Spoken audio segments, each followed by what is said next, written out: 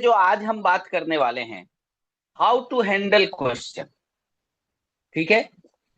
सबसे ज्यादा जो समस्या आती है, सबसे ज्यादा जो समस्या आती है वो आती है कि हमारे पास में जब क्वेश्चन आते हैं तो हम उसको हैंडल नहीं कर पाते। सबसे ज्यादा समस्या हमारे पास में यही आती है। तो आज हमने मेरे हाथ,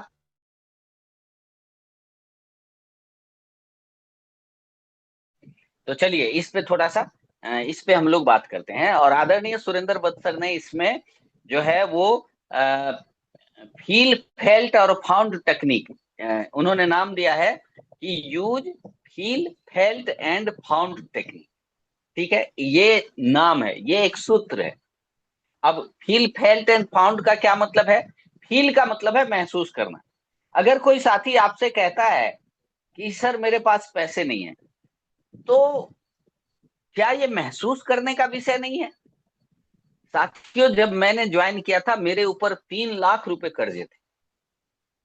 आप सोच सकते हैं, मेरे पास भी पैसे नहीं थे, लेकिन हमने जुगाड़ किया, व्यवस्था किया। और मतलब अभी मैं आपको ये बता रहा हूं, मैं फिर से सारे प्रश्नों के उत्तर दूंगा, लेकिन कई बार हमें फील्ड से बहुत सारे ऐसे क्वेश्चन आते हैं। जैसे बहुत सारे किसान हैं, वो आपको क्वेश्चन करेंगे, सर मेरे पास तो गेहूं, चावल, सरसों, धनिया, मिर्च, हल्दी ये सब है, मेरे घर में ही होता है, मेरे घर पे उपजता है। तो आप क्या कहेंगे कि आप उस सब को बेच के और आप यहाँ आरसीएम से खरीदिए, आप ऐसा बोलेंगे? ऐसा बोलेंगे तो हो सकता है वो व्यक्ति नेगेटिव हो जाए। पहले उसको महसूस कीजिए कि अगर ये गेहूं मेरे घर में होता तो मैं क्या करता। दूसरी बात, कई बार क्या होता है कि हम आज जिस लेवल पे हैं हम वहां से सोचते हैं, लेकिन जो व्यक्ति, जिस व्यक्ति का सवाल है, हम उस व्यक्ति के लेवल से नहीं सोचते। तो हमें उस व्यक्ति, इसी को कहते हैं फील करना।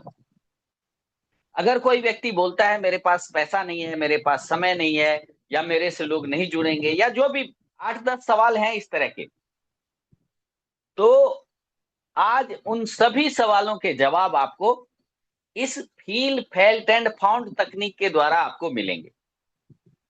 फील का मतलब है महसूस करना, फेल्ट का मतलब है सहमत होना, यानी उनकी बातों से पहले तो महसूस करिए कि जो सामने वाले के पास में प्रॉब्लम है वो रियल प्रॉब्लम है, पहले तो उसको महसूस करिए। दूसरा है फेल्ट, यानी कि सहमत होइए उनकी बातों से। सहमत, वो कुछ भी कहें, वो कहें कि सर आपका सामान खराब है, आप एक बार सहमत हो जाइए, बिल्कुल सर आप सही कह रहे हैं। वो कुछ भी कहे, वो कहे सर मतलब आरसीएम तो डूब गई, वो एक बार सहमत हो जाइए, सर बिल्कुल आप सही कह रहे हैं। वो कहे कि सर आरसीएम के लोग तो ऐसे हैं, उन्होंने ये ठग लिया, आप उनसे सहमत हो जाइए। आप क्यों ये सोच रहे हैं कि वो झूठ ही बोल रहे हैं? हो सकता है वो सच बोल रहे हैं, उनसे जो लोग मिले थे हो सकता है उन्होंने ठगी की होगी, ऐसा भी तो हो सकता है। तो मेरा कहने का मतलब ये है कि ये जो फील फेल्ट एंड फाउंड, ये जो तकनीक है, फील का मतलब महसूस करना, फेल्ट का मतलब सहमत होना, और फाउंड का मतलब फाउंड मतलब कि पाना होता है, यानी उस चीज को पाना, ये महसूस करना कि वो चीज जो है हमें मिल गया, ये होता है। तो मैं शुरुआत करूंगा यहीं से कि मेरे पास पैसा नहीं है। सबसे पहला सवाल कि मेरे पास पैसा नहीं है, तो इसको आप कैसे टैकल करेंगे? तो सबसे पहले आप ये महसूस करिए कि हो सकता है इनके पास पैसा नहीं हो। आप ये क्यों सोचते हैं कि ये झूठ बोल रहा है? जब ये सोचते हैं ना, समस्या वहां से आती है। हमें ये सोचना है, फील करना है कि इनके पास पैसा नहीं है, मेरे पास भी तो पैसा नहीं था। आदरणीय गोपाल चौधरी जब ज्वाइन हुए थे उनके पास भी तो पैसा नहीं था। बहुत सारे साथी हमारे ऐसे हैं जिनके पास पैसा नहीं था जब वो ज्वाइन हुए थे, उन्होंने पैसे की व्यवस्था की थी। तो ऐसे समय में हमें उनको क्या कहना?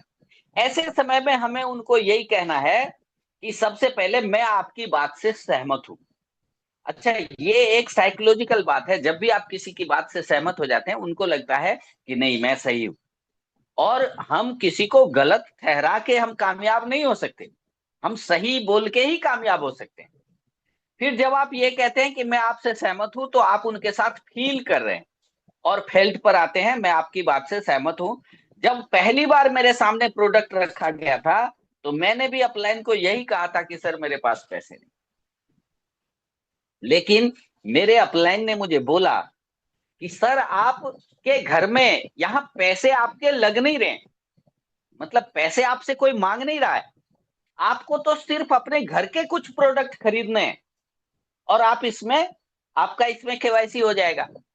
तो घर के प्रोडक्ट तो आज कल परसों, मतलब ऐसा तो है नहीं कि आप महीने भर नहीं खरीदेंगे। आप एक बार देख लीजिए, अगर आपके घर में प्रोडक्ट बहुत ज्यादा नहीं है तो आप इसको खरीद सकते हैं।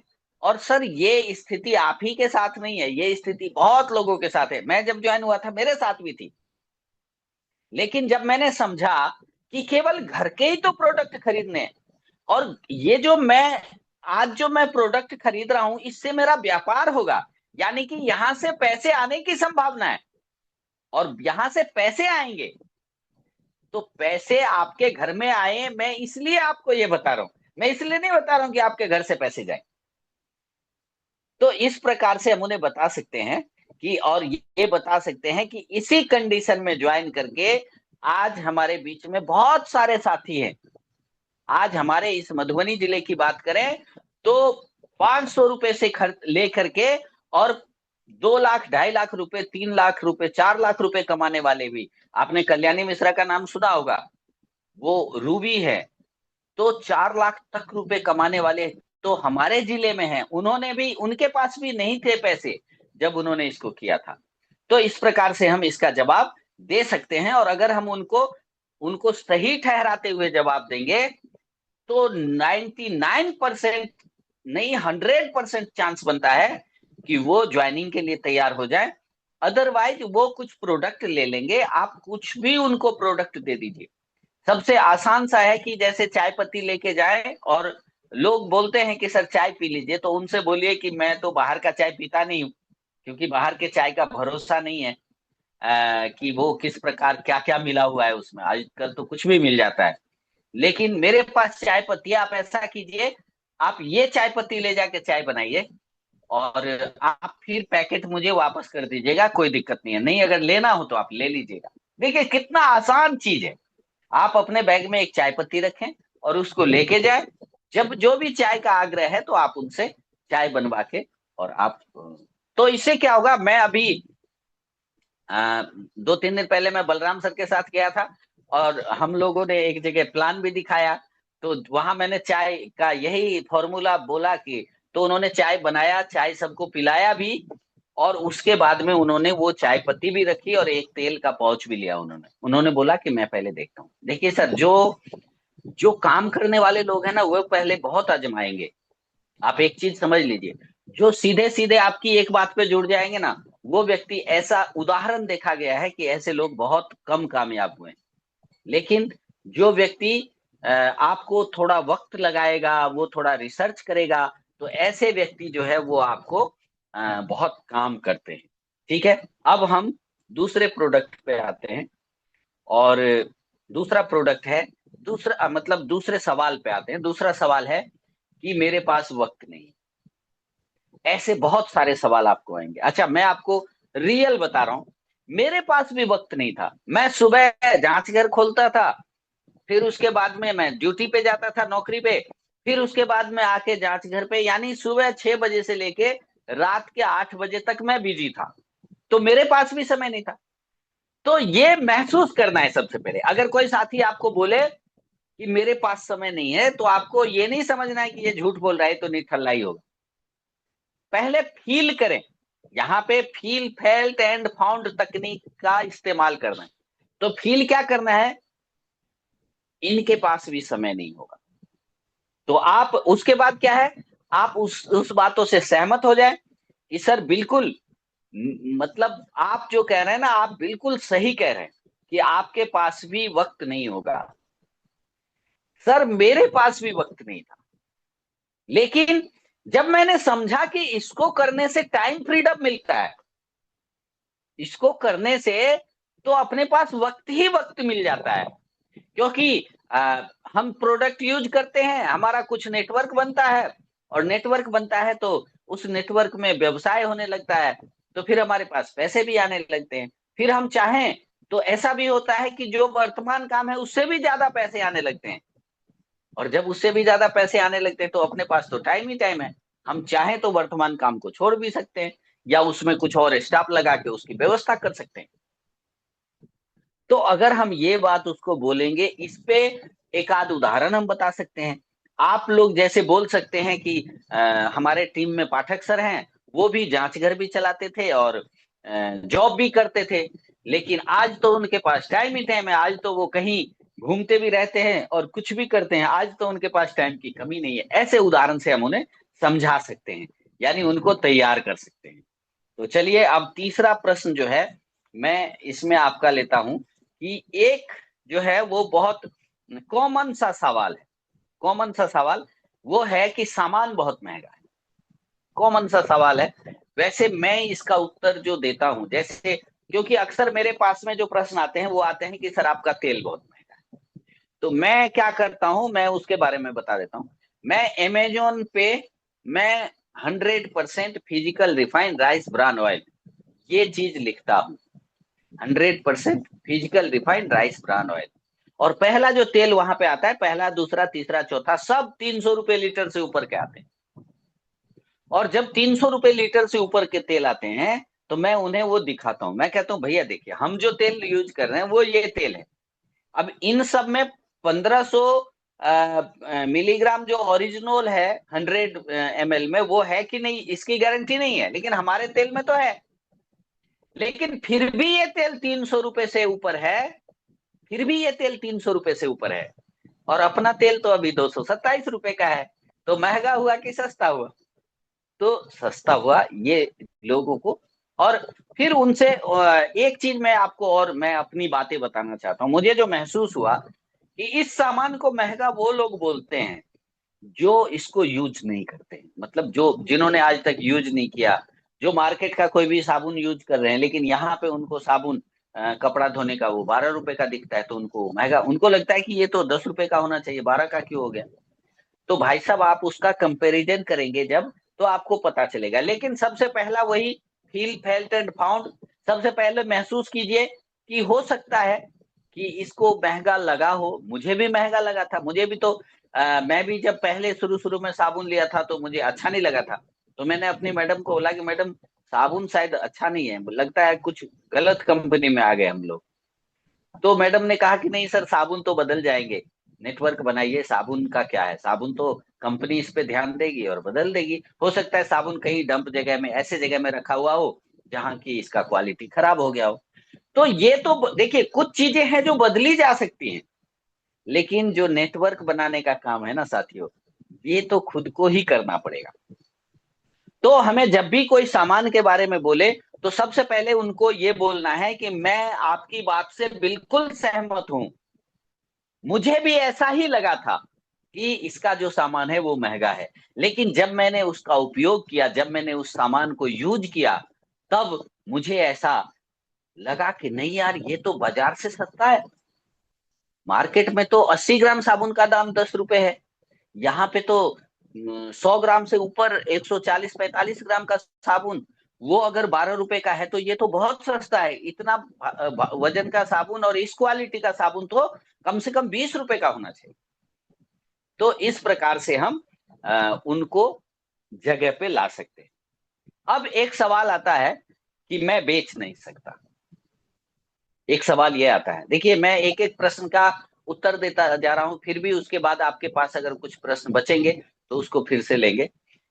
मैं बेच नहीं सकता, ये एक कॉमन प्रश्न है। सर मैं ठीक है, मैं खुद तो यूज कर लूंगा लेकिन मैं बेच नहीं सकता। अब मैं थोड़ा सा इसको बुक से पढ़ देता हूं। कोई कहता है कि मैं बेच नहीं सकता हूं, मैं आपकी बात से सहमत हूं, मैं तो सेल्स का आदमी हूं ही नहीं। अच्छा आप बताइए, मैं जहां से घर चलाता था, मैं सेल्स का आदमी थोड़ा ही था, सेल्स का आदमी नहीं था। मुझे लगता था दुनिया में अगर कुछ सबसे भारी काम है तो वो सेलिंग है, बेचना सबसे भारी काम है। लेकिन जब मैंने इसकी गहराई को देखा तो मैंने समझा और पाया कि ये तो वास्तव में कंज्यूमिंग है। प्रोडक्ट को कंज्यूम करना है, बाकी काम तो अपने आप ही हो जाते हैं। यहाँ पे बेचना का है, प्रोडक्ट को हमने यूज किया और अपने घर पे डिस्प्ले वॉल लगा दिया। अब डिस्प्ले वॉल से कोई प्रोडक्ट लेने आता है तो बेचना कहाँ हुआ। हम किसी को प्लान दिखाने जाते हैं, अपने साथ प्रोडक्ट लेके जाते हैं। तो मैं तो साहब, मैं अपनी बात बताता हूँ, मैं उस दिन भी जो गया था बलराम जी के साथ में, मैंने उनसे कहा कि देखिए आप प्लान देखिए, आपको ना तो प्रोडक्ट लेना है और ना आपको ज्वाइन करना है, ये दो काम तो बिल्कुल नहीं करना है। मैंने उनसे ऐसे ही बोला था, लेकिन फिर भी उन्होंने प्रोडक्ट लिया। तो हम ये बेचने का, हम तो केवल प्रमोशन का काम करते हैं। हमें यहाँ पे क्या करना है, प्रमोट करना है। उनको ये भी नहीं बोलना है कि आप खरीद लो, नहीं, हमारा प्रोडक्ट का गुणवत्ता बताना है। अभी आप देख रहे होंगे हमारे बहुत सारे साथी जल संचय पे काम कर रहे हैं। रंजित सर भारी मात्रा, बहुत अच्छा काम किया उन्होंने जल संचय पे। उन्होंने वीडियो बनाया, संतोष सर का वीडियो तो कंपनी के यूट्यूब चैनल पे भी चल रहा है। तो उन्होंने क्या किया, प्रमोशन किया प्रोडक्ट का। माल तो लोग अपने आप मांगेंगे, और बिना मांगे किसी को दीजिए भी मत। बल्कि कोई मांगे भी ना तो बोलिए कि सर अभी मेरे पास में उतने नहीं है कि मैं आपको दे पाऊं, अच्छा एक आध पीस आप ले लीजिए, थोड़ा कम करके। प्रोडक्ट जब क्राइसिस रहता है तो लोगों की उत्कंठा और ज्यादा बढ़ती है। चलिए, तो मेरे ख्याल से इसका भी जवाब आपको मिल गया। अब कुछ लोगों का सवाल है कि ये जोड़ने जाड़ने का काम है। यहाँ पे दो सवाल दिया हुआ है, क्या यह एक पिरामिड स्कीम है। तो ऐसे सवाल तो मुझे नहीं आते हैं ज्यादातर। लेकिन मैं मेंबर नहीं बना सकता, मतलब मैं किसी को जोड़ नहीं सकता, ऐसे सवाल आते हैं अक्सर कि सर मैं तो कर लूंगा लेकिन मेरे से कोई जुड़ेगा नहीं।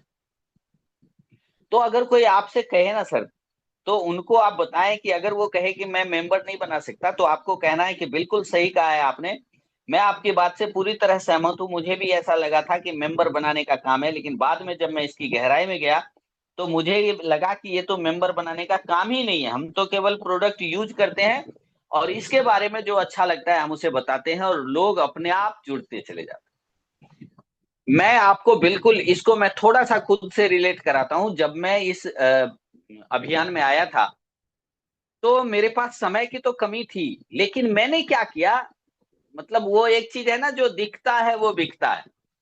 मैं हमेशा टाई में रहता था, मैं हमेशा बिना टाई के मैं कभी रहता ही नहीं था। मुझे जिस दिन से गोपाल सर ने बोल दिया कि आपको हमेशा टाई में रहना है, मैं टाई में रहना शुरू कर दिया। तो उसके बाद क्या होता था, लोग कहते थे कि सर आप कुछ करने लगे हैं क्या। परफ्यूम वर्फ्यूम मार के रहता था, और मेरे इर्द गिर्द में कोई ना कोई प्रोडक्ट जरूर रहता था, चाहे कुछ भी रहे। तो लोग कहते थे कि सर, ये लोग समझ जाते थे कि ये आरसीएम करते हैं, तो वो मेरे से पूछते थे, तो मैं उनसे टाइम लेता था कि सर अभी तो मैं हॉस्पिटल में हूँ, या अभी तो मैं क्लिनिक में हूँ। मैं आपसे, मैं रात में 8 बजे के बाद आप फ्री रहते हैं, या सुबह 4 बजे, 5 बजे, 6 बजे तक मैं प्लान दिखाता था। मैं सुबह में 4 से 6, और रात में मैं 8 से लेके 11, 12, 1, 1:30 बजे तक प्लान दिखाता था। मैं क्लिनिक पे किसी को प्लान नहीं दिया, मैंने अपने जॉब पे, मैं हॉस्पिटल में मैंने किसी को प्लान नहीं दिया। मैं हमेशा लोगों को इससे बात देता था, क्योंकि उस समय मान के चलिए मैं क्लिनिक पे हूं, मैं किसी को प्लान दिखा रहा हूं, और उसी समय कोई पेशेंट आ जाए, तो मुझे क्या करना पड़ेगा, प्लान को बीच में रोकना पड़ेगा। और प्लान बीच में रुका मतलब आपका वो प्रोस्पेक्ट गया, उसको आप फिर दोबारा बिठा नहीं सकते हैं प्लान दिखाना। इसलिए कभी भी जल्दबाजी में प्लान ना दिखाएं। प्लान दिखाने के लिए एकदम रिलैक्स रहिए, टाइम ले लीजिए ना साहब। अगर आपकी गुडविल है तो आपको टाइम मिलेगा। तो चलिए, ये हो गया। कुछ लोग ऐसे मिलते हैं, मुझे भी मिलते हैं, कि मुझे इसमें कोई दिलचस्पी नहीं, कि सर मैं आई एम नॉट इंटरेस्टेड, मुझे इसमें कोई दिलचस्पी, लोग कहेंगे मुझे इसमें कोई दिलचस्पी नहीं है। मैं मानता हूं ये बेकार फालतू चीज है, मैं आपकी बात से बिल्कुल सहमत हूं। अब उनका जवाब क्या लिखा है आदरणीय सुरेंद्र वत्स सर ने, कि मैं मानता हूं कि ये बेकार फालतू चीज है, मैं आपकी बात से सहमत हूं। बिल्कुल ऐसा ही मैंने भी बोला था सर, कि मेरा भी कोई इंटरेस्ट नहीं है इस प्रकार की फालतू चीज। अच्छा, मैं एक चीज बताऊं आपको, मैंने कई बार कई लोगों से ये बात बोला था जब मैं आरसीएम में नहीं आया था। एक ऑटो गैरेज वाले थे, वो बराबर मेरे से बोलते थे कि सर मीटिंग में चलिए। मैं बोलता था आई एम नॉट इंटरेस्टेड, मुझे इस बात से कोई इंटरेस्ट ही नहीं। मैंने कई बार ये बोला, लेकिन जब मैंने थोड़ी सी दिलचस्पी दिखाई, यानी मैंने प्रोडक्ट यूज किए, ये दो प्रोडक्ट मैंने यूज किए और मैंने मीटिंग्स देखी, उसके बाद मुझे लगा कि ये बहुत इंटरेस्टिंग काम है। और यकीन मानिए सर, ये जो काम है अपने आप में एक कंप्लीट पैकेज है। यहाँ पर पैसा भी है, वक्त की आजादी भी है, दुनिया में घूमने के मौके भी हैं। ये देखिए मेरे अपलाइन कहाँ गए, यानी अपलाइन के बारे में हमें प्रमोट करना है कि मतलब मुझे भी इंटरेस्ट, रियल में मुझे भी इंटरेस्ट नहीं था, लेकिन जब मैंने ये इसका प्लान देखा, जब मैंने देखा कि जो अमर्त्य सेन जी का ग्राफ देखा, तो मुझे लगा कि लाख रुपया महीना कमाने वाली तो कोई भी दूसरी चीज नहीं है अभी, जो मतलब जिसको आम आदमी कमा सके। तो उसके लिए तो केवल यही चीज है, और मैंने समझा। तो फिर मेरी दिलचस्पी इससे बढ़ गई।